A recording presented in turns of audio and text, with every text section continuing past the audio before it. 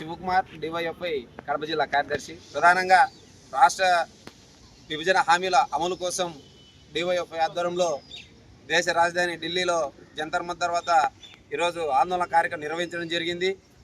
ప్రధానంగా కేంద్ర ప్రభుత్వం విభజన చట్టంలో ఇచ్చినటువంటి హామీల అమలులో తీవ్ర నిర్లక్ష్యం వహిస్తుందని చెప్పేసి మేము చెప్తా ఉన్నాం.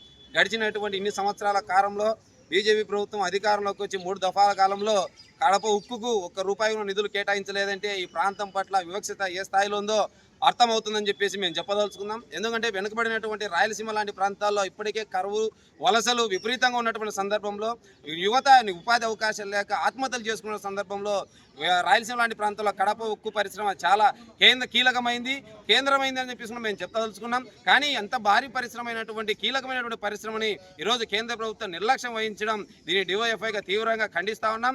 ఉన్నటువంటి రాష్ట్రంలో ఉన్నటువంటి పార్టీలు సైతం ఈరోజు కడప ఉక్కుని ఒక ఎన్నికల మేనిఫెస్టో లాగానే ఉపయోగించుకుంటున్నారు తప్ప ఈరోజు ఉక్కు పరిశ్రమ ఏర్పాటులో చిత్తశుద్ధి లేదు అని చెప్పేసి అడుగుతా ఉన్నాం. ముఖ్యమంత్రులు మారుతా ఉన్నారు, ప్రభుత్వాలు మారుతా ఉన్నాయి, శిలాఫలకాలుగా వచ్చినటువంటి ముఖ్యమంత్రి వేసిపోతా ఉన్నారు తప్ప ఈరోజు ఉక్కు పరిశ్రమ ఎక్కడ ఏర్పాటైనటువంటి పరిస్థితి లేదు. కేవలం టెంకాయల పరిశ్రమ లాగానే ఉంది తప్ప ఉక్కు పరిశ్రమ ఈరోజు ఉక్కు పరిశ్రమ ఏర్పాటులో ఒక్క అడుగున ముందుకైనటువంటి పరిస్థితి ప్రభుత్వాలు చూస్తూ ఉన్నాం. ఇప్పుడు కేంద్రంలో కీలకంగా ఉన్నటువంటి రాష్ట్ర ప్రభుత్వం కూడా ఈరోజు కడప ఉక్కుకు నిధులు రాబట్టడంలో ఎందుకు నిర్లక్ష్యం వహిస్తుందని చెప్పేసి మేము అడుగుతా ఉన్నాం.